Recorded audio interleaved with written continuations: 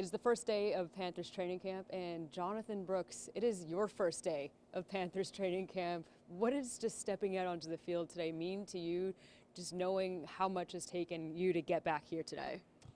It's everything I dreamed of as a kid.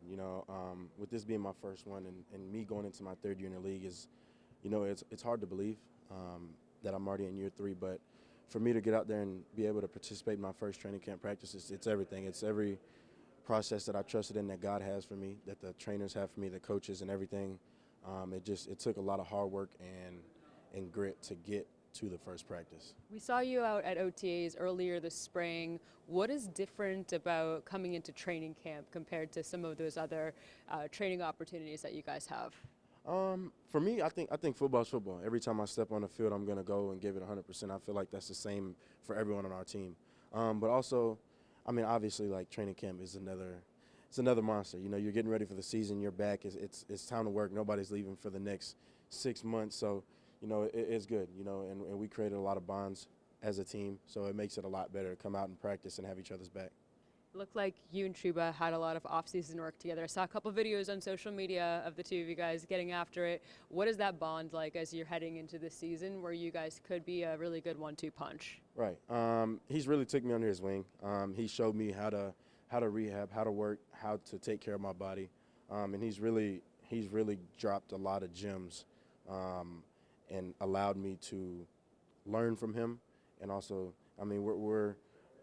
our relationship has grown over the years, so it's been pretty awesome. And just to have a good role model and example ahead of me like that, it's been pretty good.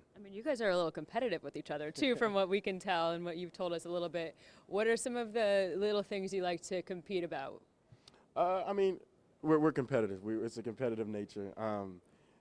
Earlier I did say I was faster than him, but we competed this whole summer, and unfortunately he had the faster time. It pains me to say it, but Gives you something to push for, right? Yeah, exactly. I got to give respect where it's due. So, we compete with everything. It's friendly competition. It's never hateful competition, if that makes sense.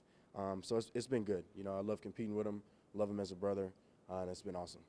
It seems like the players and coaching staff have been talking to them about you and your return. Everyone has just been so excited and just feeling so happy to see you out there. We just heard Dave even talk about you being out there today and how you're playing with joy, and I know that's been a big part of your game and how you like to lead your life. What does that mean to you, knowing that everyone's just really in your corner as you're getting ready to get back onto the field? It's honestly a blessing to be surrounded by a bunch of men that have your back, and then it goes to show, I feel like I've changed my life around. I've changed a lot of bad habits that I do in my life. I just got baptized, so I feel like I'm learning about myself, learning how to go out there and play with joy. No matter what happens, a bad play happens, I'm still just obviously I'm competitive, so I get on myself a little bit, but still just out there with joy, trying to be a positive light, still trying to spread the gospel in any which way I can. You said you're surrounded by great men, but I did just see you also got engaged this off-season. Congratulations on that. I saw it said on the post I saw, you guys met in a lecture hall of like 300 plus people. How did you guys just come together, and what has that relationship been like to get to this engagement? We had the same class, and we were in a group project, and I'll be quite honest, I wasn't doing my part of the project. And she didn't want our group to fail, so she helped me with it. And then I guess we kind of kicked it off from there. It's been awesome. She's been my backbone. She's been helping me in every which way of life, staying on top of me, working out. She's one of the leading people in my life that helps me stay grounded with my faith. We go to church every Sunday. She's been awesome. I love her to death. And it was awesome. Well, congratulations on that. It seems like going into the season, there's a lot of positives.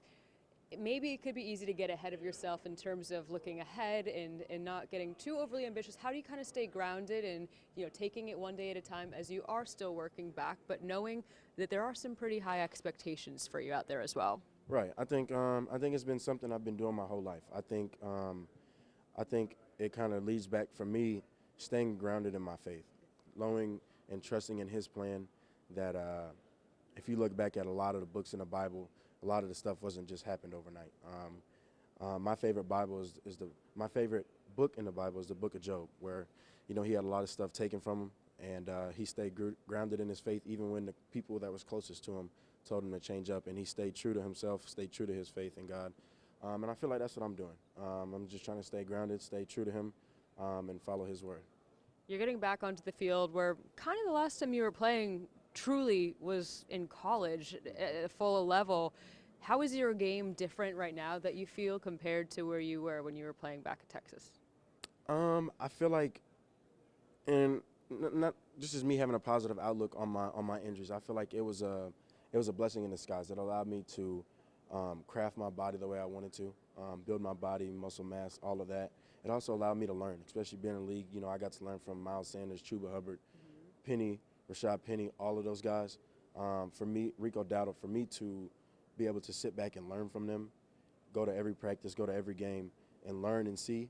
I feel like that was really big for me, and that's just me having a positive outlook because when you think of negative, you get negative. So You're a dual threat back. You also can catch the ball very well too, and that is a big part of your game. How looking forward to that part of your game? Are you just showing the fans and also just bringing that, just onto the field in general too? I'm just excited for what the team can do. I'm excited to see what I can bring to the table. Like I said, I've been playing the game since I was little. Obviously, there's a ton of stuff that I can get better with. I can still get better with catching and stuff. But it's awesome. I love being out there working with my teammates. I love pushing them, competing. I love just the bond that we've made as a team, just going out there and seeing everybody smile and practice and compete together. We are very looking forward to seeing you back out there, Jonathon. Thank you so much for talking. Thank you. Thanks.